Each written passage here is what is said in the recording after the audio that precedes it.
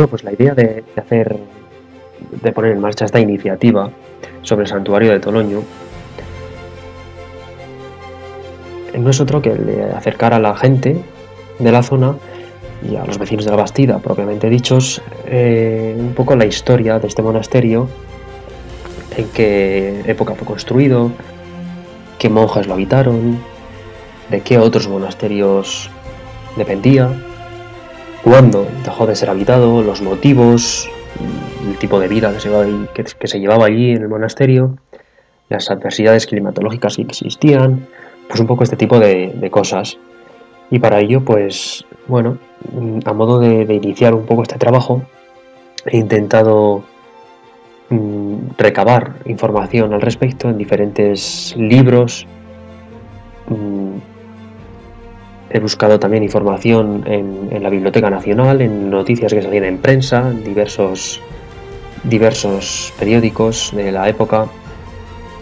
Y bueno, también he intentado pues acercarme a archivos municipales de diferentes municipios, desde los que se hacían romerías al santuario de Toloño y en los cuales hay constancia, ¿no?, de este monasterio.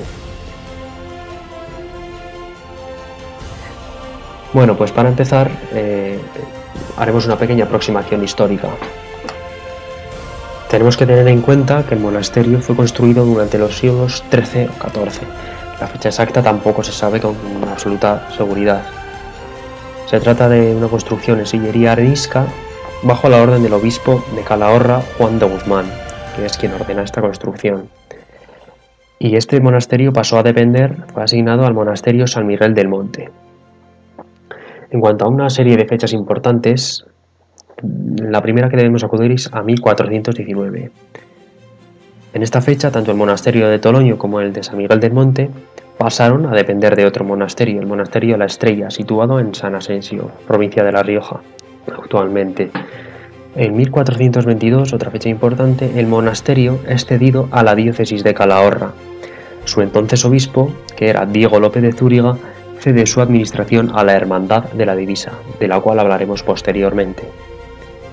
El año 1492 es el año en el que los monjes jerónimos, que fueron los primeros habitantes de este lugar, dejaron de habitar el monasterio y pasaron a habitarlos los monjes de la Hermandad de la Divisa hasta bien entrado el siglo XVIII.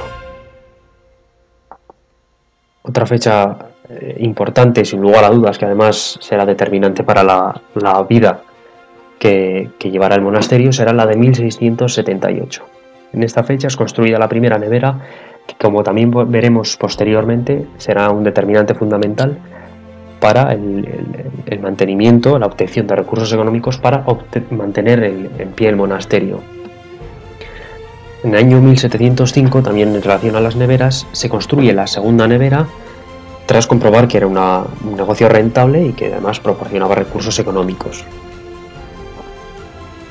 En el año 1835, el monasterio fue destruido tras un devastador incendio a lo largo de la Primera Guerra Carlista. Es en este momento en el que la imagen de la Virgen de Toloño es trasladada a un nuevo convento situado en el término municipal de La Bastida. Este convento se llamó San Andrés de Muga y es lo que ahora los vecinos de La Bastida conocen como el Paseo del Convento, el Parque del Convento. Atendiendo a una serie de características bastante más generales, podríamos decir que fue habitado por monjes procedentes de diferentes congregaciones desde la Edad Media. Algo interesante que describe sin lugar a dudas la importancia del lugar es que se celebraban diferentes cultos, fiestas y romerías hasta este lugar e incluso se lidiaban vacas y novillos. Lo que es la estructura del monasterio propiamente dicha, se trata de una capilla de construcción barroca con arcos apuntados. Tenía también adornos florales y complejos capiteles corintios, de los cuales podremos... Volviendo al tema de las neveras, tenemos que decir que este tipo de trabajos eran muy comunes en Europa y en senos musulmanes a lo largo de la Edad Media. Durante la segunda mitad del siglo XVI, el uso de la nieve en estas tierras se extiende para así conservar tanto la bebida como la comida en épocas calurosas. Estas neveras resultaron ser un gran negocio para financiar el mantenimiento del monasterio, como hemos indicado anteriormente, ante la dificultad que desempeñaban las adversidades climatológicas.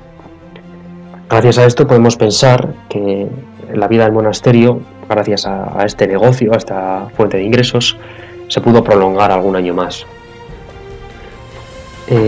Anexas al monasterio encontramos dos neveras, como hemos indicado antes, la primera construida en 1678 y la segunda en 1705.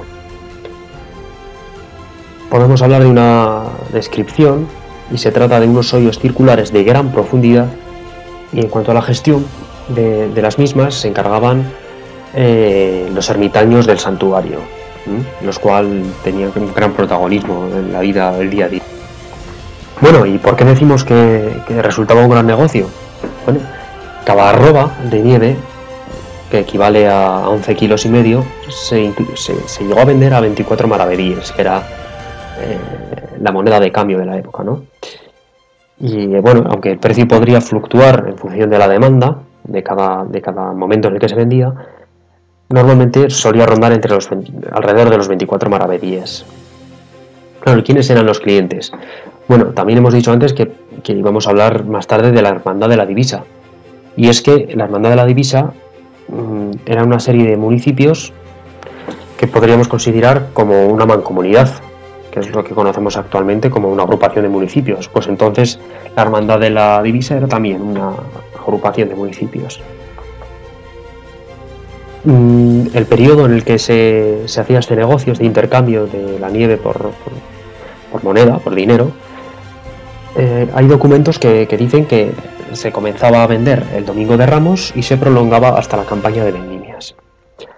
También he encontrado información que nos dice que en algunos municipios, como por ejemplo La Población, aún se conservan los depósitos en los que se almacenaba la nieve. En cuanto al método para transportarlo, al modo de transporte, sabemos que eran buscarruajes totalmente tapados para evitar el deshielo de la nieve, arrastrado propiamente por ganado.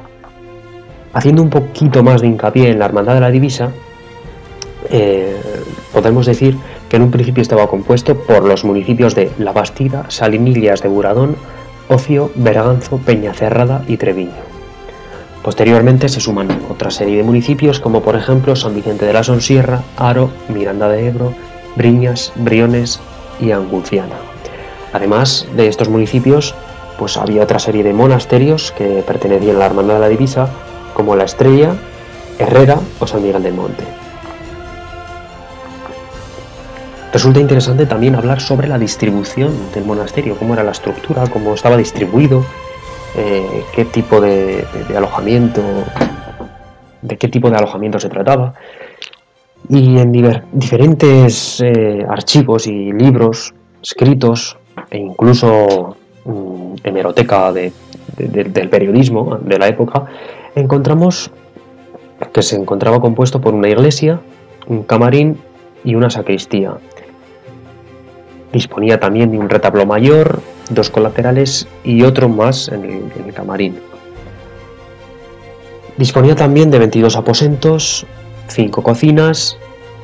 Bueno, respecto a los 22 aposentos, intuimos que sería para los monjes, sin cocinas para todos los habitantes de este lugar, y tenía otra serie de habitaciones separadas. Una era para el capellán, una para cada ermitaño, de los cuales había 2, y otra para el criado.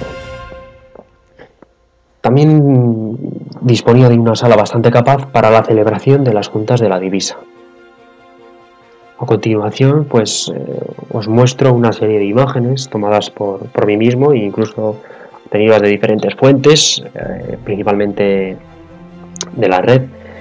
Y bueno, espero que vosotros mismos, viendo estas imágenes, podáis apreciar el esplendor de la época, principalmente de la capilla, que es donde más se puede intuir a qué época, a qué corriente artística pertenece.